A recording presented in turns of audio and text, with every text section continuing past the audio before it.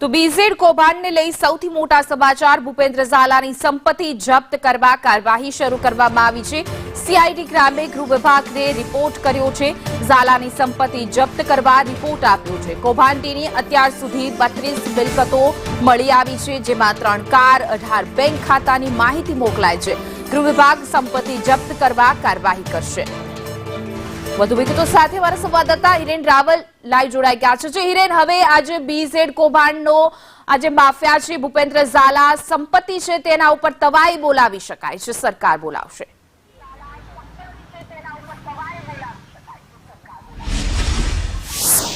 જે રોકાણકારોના પૈસા ફસાયેલા છે એ પરત આપવા માટે સીઆઈડી ક્રાઇમે આ પ્રક્રિયા શરૂ કરી છે અને એના ભાગરૂપે સીઆઈડી ક્રાઇમે એક પ્રપોઝલ તૈયાર કરી રાજ્યના ગૃહ વિભાગને મોકલી આપી છે।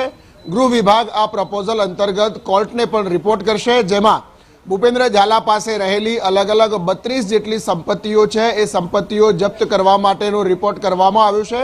ગૃહ વિભાગના આદેશ સાથે જ આ તમામ 32 સંપત્તિઓ, જેની અંદર અલગ અલગ જે કન્સ્ટ્રક્શનના કામો જે ચાલતા હતા ત્યાં એણે જે દુકાનો લીધી હતી, જે મકાનો લીધા હતા, ગાંધીનગર જિલ્લામાં 2 ફાર્મ હાઉસ છે, આ તમામ જગ્યાઓ છે સીઆઈડી ક્રાઇમે જપ્ત કરવા માટે ગૃહ વિભાગને રિપોર્ટ કર્યો છે।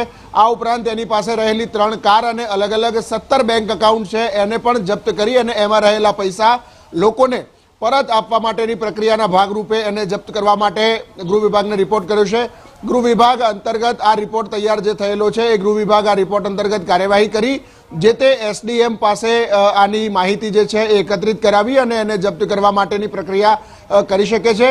ત્યાર પછી કોર્ટને માહિતી આપવાની રહેશે અને કોર્ટના આદેશ પ્રમાણે જે લોકોએ પોતાના નિવેદનો લખાવ્યા છે અથવા તો જે રોકાણકારો છે, કોર્ટ જે પ્રકારે આદેશ કરશે એ પ્રકારે એમને આ સંપત્તિનું વેચાણ કરી અને પૈસા આપવા એ પ્રકારની સામાન્ય પ્રક્રિયા રહી છે અને એ પ્રક્રિયા શરૂ કરવાના ભાગરૂપે સીઆઈડી ક્રાઇમે ભૂપેન્દ્ર ઝાલા પાસે રહેલી લગભગ 100 કરોડ કરતાં વધુની સંપત્તિ જે છે એમાં 32 જેટલી મિલકતોનો પણ સમાવેશ છે કે જે કન્સ્ટ્રક્શન સાથે સંકળાયેલી કેટલાક એકમો છે, એના મકાનો છે, એને દુકાનો જે ભાડે ખરીદેલી છે એ દુકાનો છે, કોમ્પ્લેક્સ કેટલા ખરીદેલા છે એ કોમ્પ્લેક્સ છે।